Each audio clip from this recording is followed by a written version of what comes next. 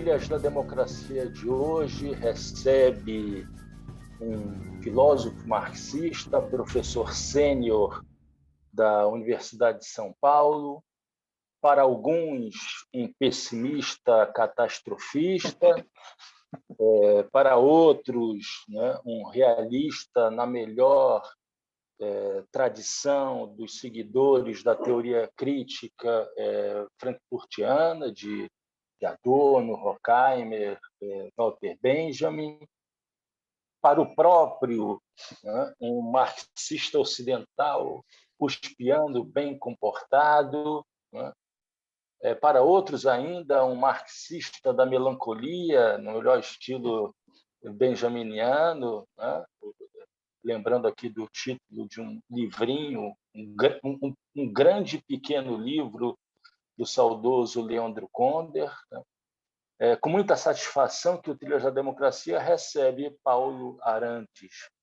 Paulo, seja muito bem-vindo ao Trilhas da Democracia. É um grande prazer recebê-lo aqui nesse espaço de discussões sobre democracia, em defesa sempre de uma democracia entendida como socialização do poder. Seja muito bem-vindo, Paulo.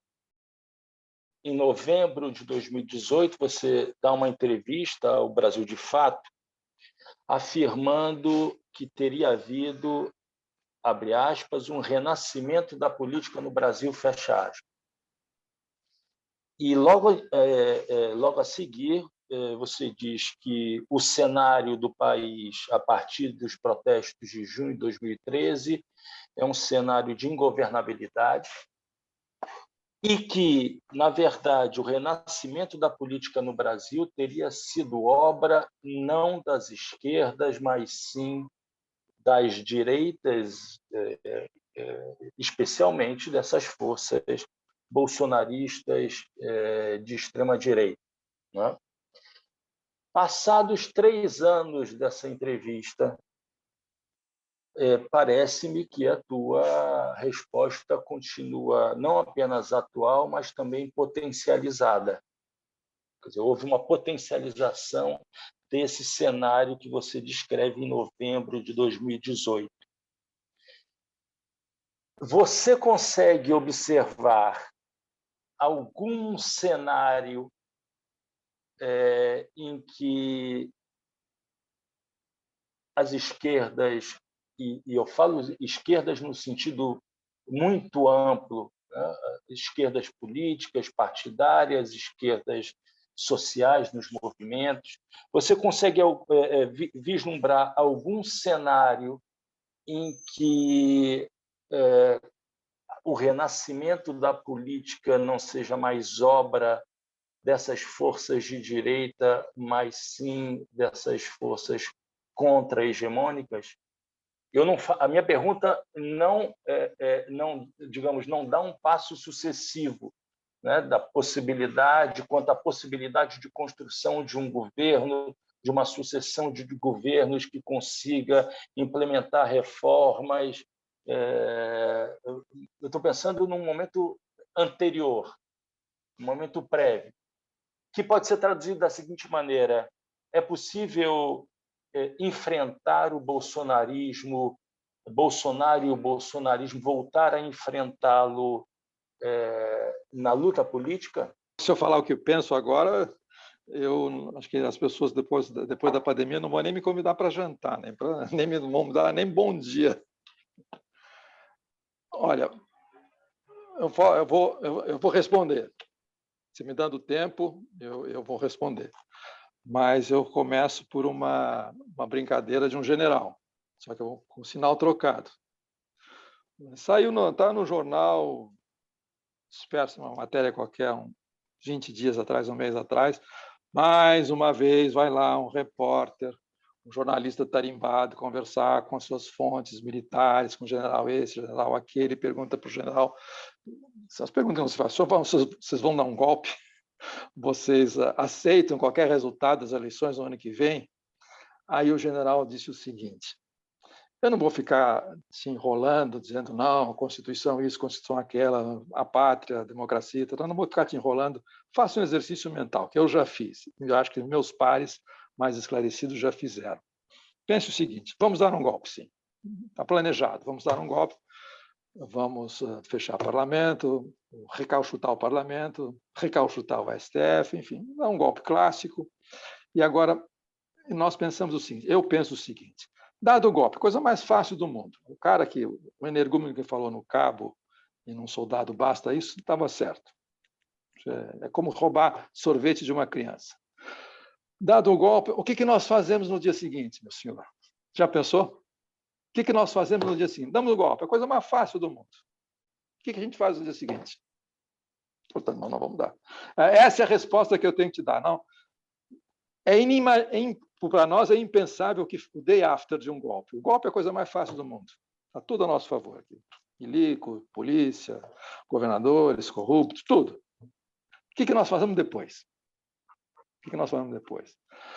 E em 64 eles mais ou menos sabiam, mas não deu certo. Então, eu te devolvo da seguinte maneira. O que eu penso quando me põe esse problema é o seguinte. Tudo bem, mantidas as atuais condições de pressão e temperatura, com as pesquisas eleitorais fotografando razoavelmente as tendências, o Bolsonaro já afundando ainda mais, Febraban isso, agronegócio aquilo, o Lula ganha. O Lula ganha a eleição. Ganha a eleição. O que ele vai fazer no dia seguinte? O que ele vai fazer no dia seguinte?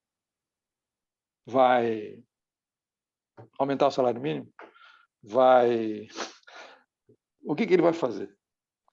Ele vai primeiro começar a negociar com os militares, dizendo o seguinte, olha, vocês têm 6 mil cargos no governo, né? Eu vou ficar 4 anos, não vou me reeleger, porque já estou ficando velhinho, mas possivelmente vem um outro governo. Vocês vão começar a se retirar homeopaticamente, sai um por mês, sem traumas, vocês perdem a boquinha. Então, já no primeiro arrego, para poder governar. Segundo, ele vai chamar Pacheco, Lira, companhia, e Ciro Nogueira, e vem cá, pessoal, olha, eu não vou cometer as mesmas bobagens que eu fiz e comprar uma bancada com dinheiro desviado daqui e de lá, não vou fazer isso, vamos arrumar um novo modelo de negócio. Portanto, ele vai abraçar o Centrão, não tem maioria para fazer porra nenhuma. Segundo, ele tem a polícia em pé de guerra contra ele, obedecendo mais ou menos os governadores. E as periferias sendo chacinadas diariamente. Emprego, 15 milhões de emprego ele não inventa em um mandato, nem a forma. Ele pode melhorar com o know-how que tem um pouquinho Bolsa Família, mas o país está quebrado. Então, perguntamos o seguinte, qual é a alternativa? Não a alternativa já é uma falsa questão. O que é o dia seguinte de uma vitória que nós vamos chamar por inércia popular em outubro do ano que vem? Já em condições deterioradas, com um país já detonado, 20 e poucos anos depois da primeira vitória do Lula em 2002. Então, esse é o exercício de imaginação que nós temos que fazer. É claro que cada um na sua casa que pense 10 minutos sobre o day after de uma vitória popular, ficaria imobilizado. Mas nós não ficamos imobilizados. Vamos manifestar, eu vou nos comícios, eu vou votar, eu vou fazer campanha, eu vou participar, eu vou falar, é isso, temos que acabar, é a barbárie, assim por diante, temos que voltar, tem a cultura, tem o meio ambiente, tem os hospitais, tem o transporte, tem a moradia, tarará, tarará, tarará, tarará. Essa conversa, traduzida em números, que vai dominar a campanha, o povão nem presta atenção há 20 anos. Porque há 20 anos só se fez isso, gestão. A extrema-direita que entrou em cena derrubou essa prateleira de cristais e entrou com a política como luta. Luta para ganhar a alma das pessoas. E luta implica em eliminação do inimigo. Tem inimigo. É guerra social. Eles entraram com isso e não vão embora. Mesmo que o Bolsonaro seja derrotado, eles não vão embora. E a esquerda não sabe mais, perdeu a memória do que seja outra coisa que não seja gestão de um centro comum, compartilhado pelo centro-direita e pela centro-esquerda, com alternância de poder e assim por diante. Esse é o ponto. Esse é o ponto. A vitória, a irrupção da direita, mesmo que perca as eleições, que é bem provável, não vai embora. Mudou os termos da luta. E nós não sabemos o que vem pela frente. É isso. A única coisa que eu sei é que um país em decomposição, por definição, é ingovernável. O país que o Lula pegou em 2002, 2003, era um país que já tinha a moldura da gestão das populações descartáveis encaminhadas pelas privatizações e assim por diante, tinha dinheiro, tinha saldo em caixa. Depois veio o boom das commodities. Paulo, a extrema-direita percebeu antes que a esquerda que a política é a continuação da guerra por outros meios, como dizia Foucault, contrariando von Clausewitz? Percebeu porque a esquerda estava desdentada, a esquerda achou que bastava ganhar eleições. E no caso do PT, ganhar eleições, e cada vez que ganhava eleições, ficava mais forte, porque fazia políticas de transferência direta, de cash, eficientes. Não que isso fosse apenas um programa eleitoral, não, era o que era para fazer, e fizeram o certo, não tinha outra coisa a fazer, senão era morte, era jogar no mar 1/3 do país, né? É impossível. Nenhuma pessoa civilizada faria isso. Então, como a direita não tem nenhum compromisso, a direita não tem nenhum compromisso com a ideologia ou com a ilusão de que o capitalismo funciona de alguma coisa, de que o capitalismo gera democracia, para eles isso é conversa fiada.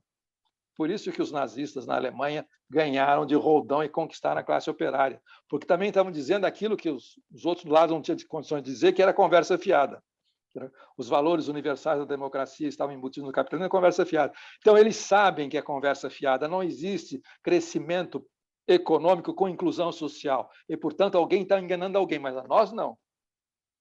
Então, nós vamos a nossa rapadura primeiro, e vamos tirar os outros do caminho, e, portanto, isso implica em luta. Isso implica em luta, e isso implica em dizer as coisas tais como elas são. Vocês são enganadores, vocês estão nos enganando. A história de desenvolvimento social com inclusão, desenvolvimento com inclusão social é uma conversa fiada, é fila em guichê. É fila em guichê para distribuir coisas, não é? E, portanto, como isso não dá para todo mundo, nós vamos dar um chega para lá. Vamos dar um chega para lá, e só vai dar para quem? Para os cidadãos de bem. Portanto, nós vamos fazer uma limpeza dos supérfluos, em nome dos cidadãos de bem. Portanto, é guerra. Uma vez que imposto isso, eles podem falar, proceder, fazer barbaridades, eles estão se lixando. Para um diplomata bolsonarista, ser considerado pária pela comunidade internacional, eles estão cagando e andando. Isso não significa nada. Não significa nada. O nosso projeto é outro. Bom, aí nós já entramos, começar a caracterizar o que é o projeto de poder do bolsonarismo. Mas ele é tal que obriga o que sobrou da esquerda, o que a quem se pensa de esquerda, quem se contrapõe a isso, a repensar completamente tudo. E a repensar sem ter repertório. Sem ter repertório. Isso, eu não posso fazer uma campanha dizendo que eu vou fazer tudo direitinho, eu vou reabrir as universidades, política de cotas, o SUS vai funcionar e assim por diante. Não, porque isso é dito há 30 anos e as pessoas estão morrendo. Esse é o ponto.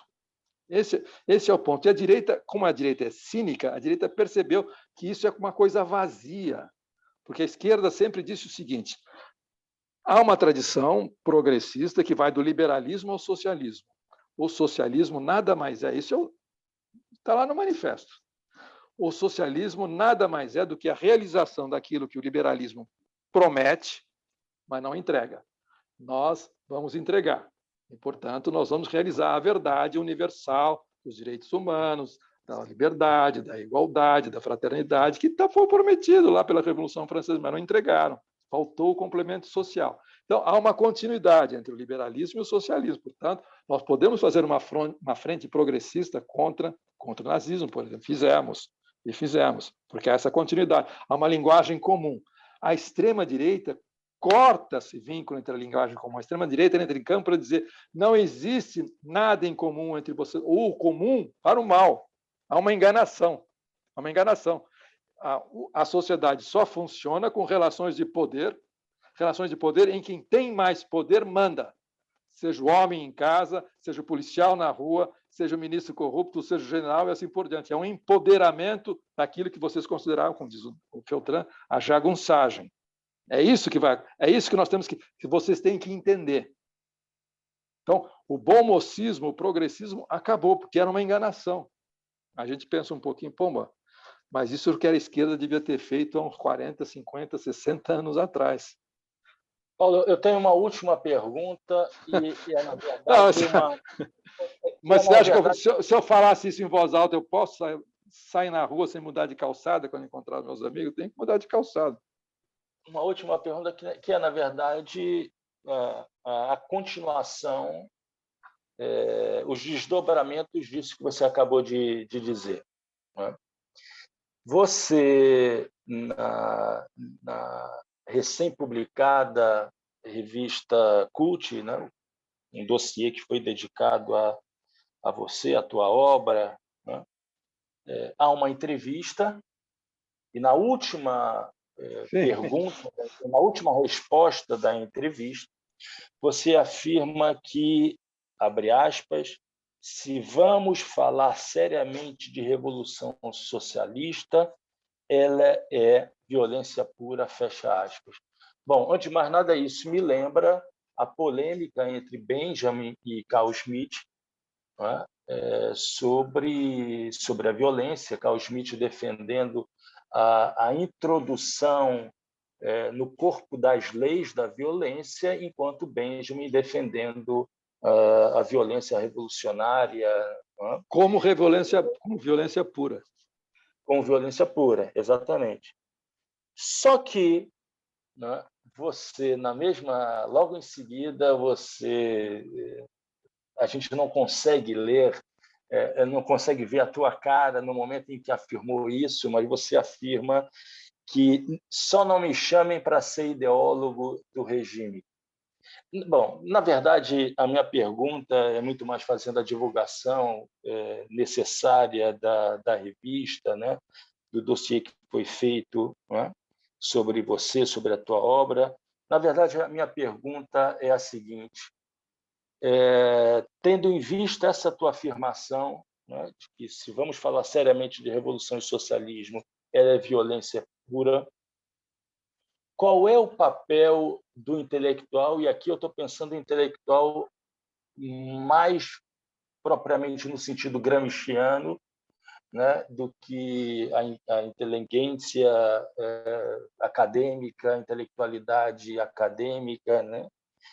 Mas qual é o papel do intelectual que insiste em se orientar pela tese 11 de Marx contra Feuerbach? Bom, transformar o mundo. Bom, como eu sou, digamos, nós voltamos à nossa esquizofrenia constitutiva de um intelectual na periferia. Por um lado, a sua inteligência diz que os jogos estão feitos, the game is over, e por outro lado, a sua vontade, o seu coração à esquerda diz que é preciso lutar até o fim, mesmo que seja uma luta vã. Na verdade, essa minha butada, essa bravata final da entrevista, as pessoas ficam chocadas, mas não perceberam que é um subterfúgio. Eu estou dizendo coisas muito piores e, ao mesmo tempo, procurando um esconderijo para mim mesmo. Primeiro, falar em revolução socialista hoje eu já acho uma coisa um pouco quimérica. No socialismo, nós vamos ter, possivelmente, muita violência pela frente, além da atual. Eu estou dizendo o seguinte: eu não quero ser ideólogo, não me chamo para ser ideólogo, porque eu não acredito. Eu estarei do lado de vocês, mas eu não acredito em nada disso. Então, me deixem em paz, me deixem em uma escola em que eu vou ensinar coisas, vou comentar textos clássicos do tempo que a humanidade ainda era humanidade, com pessoas que possivelmente irão sobreviver, vão morrer daqui a pouco. Então, é isso que eu estou dizendo. Me deixem fora da carnificina. Me deixem fora da carnificina e não me peçam para justificá-la, embora eu esteja do lado de vocês. Veja só que posição horrível. E, por outro lado, procuram um refúgio, que é o refúgio do ensino. O refúgio do ensino, isso é, o ensino, digamos, o mais socrático possível, aberto, conversando, dialogando, enfim, mostrando os papiros da civilização antiga para aqueles que vão mergulhar nas trevas e por aí afora. Veja só, e eu já estou dizendo isso imaginando uma revolução socialista. Porque revolução socialista hoje, o que significa uma reviravolta anti-Bolsonaro? Que não seja nota de repúdio e manifestação corajosa. Tem que pegar o touro na unha. Eles não vão fazer cócegas na gente, não vão nos servir o chá das 5. Vai ter tiro, vai ter violência. e vai ter, não usar para usar uma palavra tabu, vai ter gente com as costas na parede sendo fuzilada. Não tem como. Não tem, não, veja só, é ou não é? Estamos falando sério ou não estamos falando sério? Os caras estão preparando um banho de sangue. Esse banho de sangue já ocorre há 40 anos nas periferias brasileiras, e nós estamos achando que vamos civilizá-las ainda, exportando cidadania fabricada em escritórios em Brasília. Então, qual será a resposta desse banho de sangue ao banho de sangue que já está programado e que já corre há tanto tempo na periferia? Uma carnificina. Não tem como. Você está disposto? Então, você está disposto a pegar um fuzil e fuzilar a gente? Pelo simples fato de ser um fascista ignominioso que cometeu crimes? Ou você vai para um tribunal com direito à defesa, garantista, assim por diante? Como é que vai ser? Como é que você imagina dar a volta por cima quando vê uma massa disposta? Basta um tiro no Brasil atualmente. Basta um tiro. Se no 7 de setembro acontecer um tiro, alguém dá um tiro, puxar uma arma, mesmo que seja para comemorar, por euforia, dá um tiro no meio da Paulista, metade do povo que está ali está armado e começa a procurar e sai tiro. Você imagina o que vem depois? Imagina, isso é possível sim imaginar.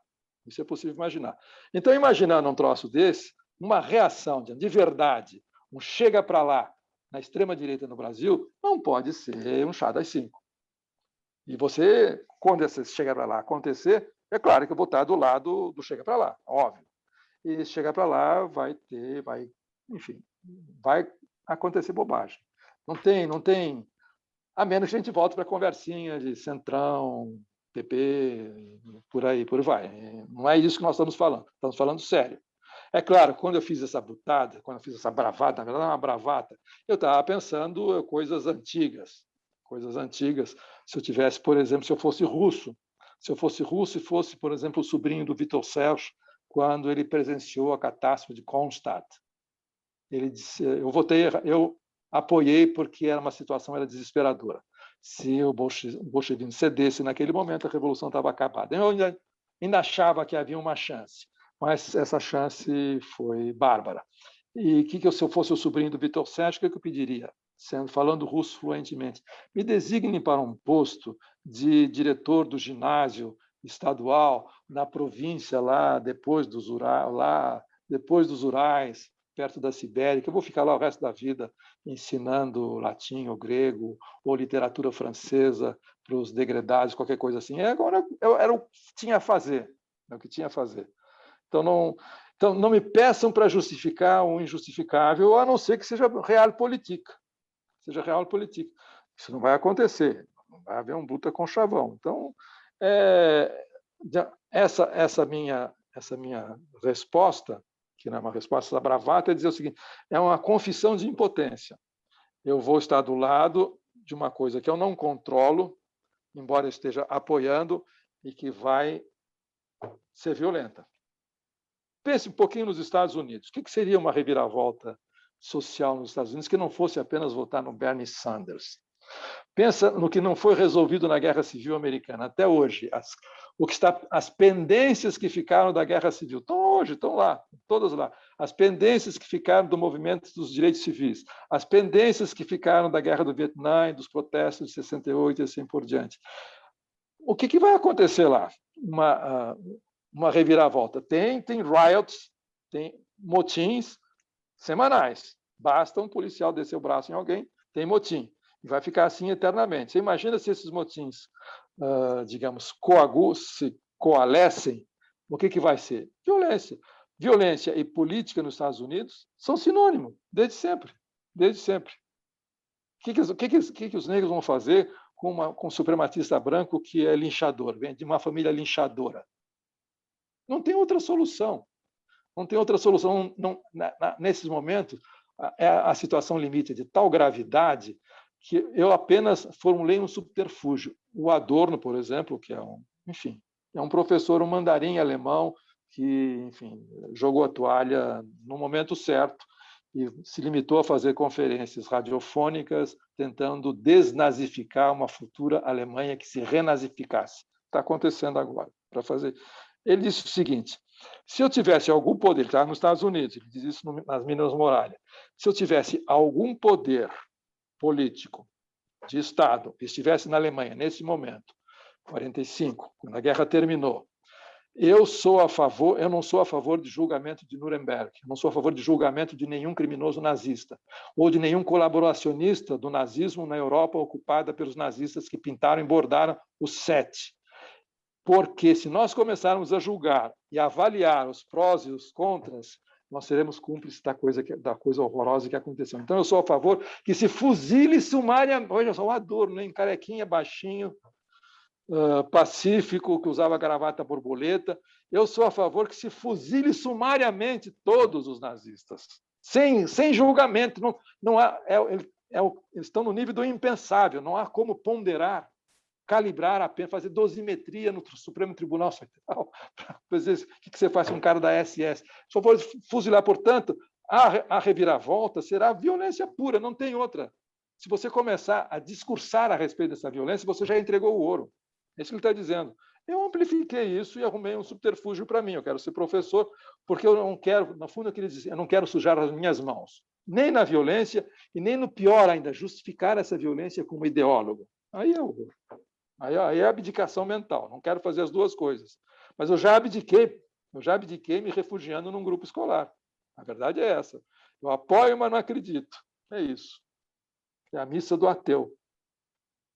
Professor Paulo Eduardo Arantes, gostaria de confessar que das perguntas que eu havia elaborado, só consegui fazer 2. Faça as outras, meu tempo, eu disse minha tarde está disponível. A impressão é de que realmente agora percebo porque a entrevista dada para a revista Cult teve a duração de 7 horas, né? Nós ficaríamos aqui mais outras tantas horas fazendo questões que dizem respeito à Escola de Frankfurt, que dizem respeito a Walter Benjamin, que dizem respeito à interlocução com o Roberto Schwartz, entre tantas outras questões. Mas, infelizmente, o Trilhas da Democracia tem que ficar por aqui. Nós já são 2 horas de gravação e no início 2 horas de gravação? Nós havíamos combinado que seria apenas 1 hora e nós dobramos o tempo. Foi um imenso prazer. Gostaria de deixar registrado que das mais de quase 130 entrevistas que foram feitas nesses últimos 3 anos no Trilhas da Democracia, essa foi uma das entrevistas, se não há entrevista mais instigante e rica em termos de problematização. E a figura inicial, aquela imagem inicial do pessimista, catastrofista, ela, na verdade, deu espaço a um frankfurtiano que tem uma capacidade de dialogar, mostrando uma delicadeza tremenda para tratar de temas tão nefastos da nossa história e da história do capitalismo. Muito obrigado e tenho certeza que todos aqueles que acompanham o programa no YouTube, na TV aberta, na rádio, terão um enorme prazer em acompanhar essa entrevista. Grande abraço, muito obrigado, professor Paulo Eduardo Arantes. Eu que agradeço e fico contente. Posso dizer 2 palavrinhas? Por favor. Pelo atestado que você acaba de me passar. Você é a segunda pessoa que me passa esse atestado. Eu vou dizer qual é.